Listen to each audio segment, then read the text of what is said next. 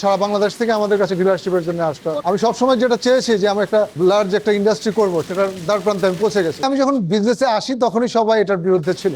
এটার জন্য তো ফ্যামিলি মেম্বাররা ডেফিনেটলি আমার মতো ওদেরও অনেক কষ্ট হয়েছে। এই প্রতিষ্ঠানটা তো আমরা শুরু করি বেসিক্যালি 2009-এর শুরুর দিকে। এই ফ্যাক্টরিটা কিশোরগঞ্জ ডিস্ট্রিক্ট শিল্পনগরীতে, ফ্যাক্টরির নাম MM খান ফুডস। খাবার তৈরি করি, মানুষের খাবার, সাশ্রয়ী দামে সবার জন্য দিতে পারি। বেকারি বলতে পারেন, তবে এর বাইরে আমরা সব ধরনের খাবার তৈরি করতে আমাদের প্ল্যানের মধ্যে আছে। যেমন আমরা সস তৈরি করি, সেমাই তৈরি করি, আমরা ঘি তৈরি করি। আমাদের প্ল্যান আছে যে আমরা সব ধরনের খাবারই তৈরি করি। আমি পড়াশোনা করেছি জাহাঙ্গীরনগর ইউনিভার্সিটিতে BBA করার পরে আমি ইউনিভার্সিটি অফ শেফিল্ডে আমার মাস্টার্স করি ই-কমার্সের উপর, এটাই ইংল্যান্ডে। আমাদের ফ্যামিলি বিজনেস ছিল একটা ব্রিক্সের। 2003 সালে ওই ব্রিক্সে বাংলাদেশের জন্য একদম নতুন একটা টেকনোলজি নিয়ে হাইড্রোট্লিন বলে 2003 সালে আমরা ওটা ইন্ট্রোডিউস করি। ওটা ইন্ট্রোডিউস করতে গিয়ে আমাদের অনেক ক্ষতির সম্মুখীন হতে হয়েছে বা অনেক ধরনের বাধার সম্মুখীন হতে হয়েছে।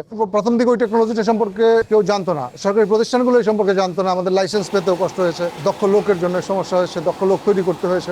5+ স্টার রেটিং প্রাপ্ত দেশের সর্বোচ্চ বিদ্যুৎ সাশ্রয়ী ও eco friendly Walton AC. Walton air conditioner, smart comfort এখন নেক্সট লেভেলে। 2003 সালে আমাকে অনুমতি দেওয়া নিয়ে সমস্যা ছিল, কিন্তু 2011 সালে সরকার বাধ্যতামূলক করে যেটা করতে হবে। 8 বছর পরে পরিবেশ বান্ধব একটা প্রযুক্তি ছিল ইট পোড়ানোর ক্ষেত্রে। টেকনিশিয়ান ছিল, ইন্ডিয়া থেকে টেকনিশিয়ান নিয়ে আসছিলাম, ওরা এসে কাজ করছিল। ওই টেকনোলজিক্যাল কিছু ত্রুটি ছিল এবং ওটা চালানোর মতো লোক ছিল না বাংলাদেশ। ওটা অপারেটর করতো ইন্ডিয়ানরা। পড়াশোনা করার সময় থেকেই আমার ইচ্ছা ছিল যে আমি বিজনেস করবো, ইন্ডাস্ট্রি করবো। বেকারিটা ছিল primary step to understand the market. Bakery করার পরে আমরা বুঝতে পারি যে বেকারির একটা বড় মার্কেট আছে, যেটা আনটেপড মার্কেট। যখন শুরু করি তখনই আমরা মার্কেটে একটা প্রমিনেন্ট পজিশনে চলে যাই 2 বছরের মধ্যে। বেকারিটাতে যখন আমরা খুব ভালো অবস্থানে যাই, আমরা সারা বাংলাদেশ থেকে আমাদের কাছে ডিলারশিপের জন্য আসতো। আগেই বলেছি যে ওটা তো আমাদের প্রাথমিক স্টেপ ছিল। আমরা মূলত করতে চেয়েছিলাম একটা অটোমেটিক বিস্কিট ফ্যাক্টরি। মার্কেটটা বোঝার জন্য, খাবার ইন্ডাস্ট্রি মার্কেটটা বোঝার জন্য আমরা একটা বেকারি করি। আমি সবসময় যেটা চেয়েছি যে আমি একটা লার্জ একটা ইন্ডাস্ট্রি করবো, সেটার দ্বার প্রান্তে আমি পৌঁছে গেছি। যখন গ্যাস বন্ধ হয়ে গেল আমি দেখলাম যে মুহূর্তেই স্বপ্ন ভঙ্গ হলো। যেহেতু আমি গ্যাস কিছু অ্যাডিশনাল ক্যাপাসিটি, গ্যাসের ক্যাপাসিটি ইউজ করতাম, আমার হয়তো যে অ্যাডিশনাল আমি যেটা ব্যবহার করতাম সেটার জন্য গ্যাস অফিসে আবেদন করা ছিল, কিন্তু আলটিমেটলি দেখা গেলো ওটা পাস হয় না এবং গ্যাস অফিস আমাকে চাপ দিচ্ছিল আমার ওভেনের সংখ্যা কমানোর জন্য। 2 বছর গিয়েছে আমি ফ্যাক্টরিতে আসি নাই, 3 মাস পর ফ্যাক্টরিতে আসছে। ম্যানেজমেন্ট ছিল, ওরা চালাইতো, এটা আসলে কোনো রকমের চালিয়ে নিত আর কি। তখন পরে আবার চিন্তা করলাম যে আবার ড্রাইভ দিই, একটা ব্র্যান্ডটাকে শক্তিশালী করি। ওটা তো বেসিক্যালি আমি যখন বিজনেসে আসি তখনই সবাই এটার বিরুদ্ধে ছিল।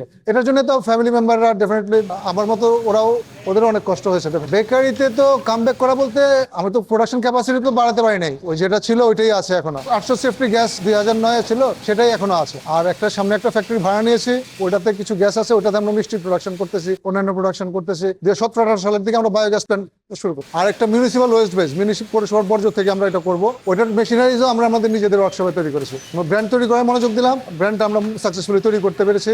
আমাদের কাছে খুব একটা স্ট্রাগল মনে হয় না এটা, মানে এই জায়গাটাতে আমরা খুব আমরা কোয়ালিটি মেনটেন করার চেষ্টা করেছি। সবার কাস্টমার গ্রাহকদের ভালোবাসায় ব্র্যান্ডটা তৈরি হয়ে গেছে। এটা ব্র্যান্ড তৈরি করা বা সেলসের জন্য আমরা তো মার্কেটে শুরুর দিকে আমরা বিভিন্ন জায়গায় গিয়েছি। মার্কেটিং এক্সপেরিয়েন্স আমার কখনোই বাজে ছিল না, ইট ওয়াজ অলওয়েজ গুড। আমি প্রোডাক্ট ডিজাইনের ক্ষেত্রে বেশি মনোযোগ দিয়েছি। আমাদের আউটলেট সেলস সব মিলে 320 জন। এই বেকারিতে 190 জন, সবার ডিপার্টমেন্ট আলাদা, ভাগ করে। এখানে খাবারের ফ্যাক্টরিতে আমাদের 190 জন কর্মচারী কাজ করে। এই 190টা ফ্যামিলির দায়িত্ব আমরা আপাতত আমাদের এই প্রতিষ্ঠান বহন করে। মান নিয়ন্ত্রক যেসব সংস্থা আছে তাদের সবার কাছ থেকে আমাদের প্রয়োজনীয় অনুমোদন নেওয়া আছে। GSTI সহ আরো আনুষঙ্গিক যাদের প্রতিষ্ঠান, সব প্রতিষ্ঠানেরই প্রয়োজনীয় অনুমোদন নেওয়া আছে।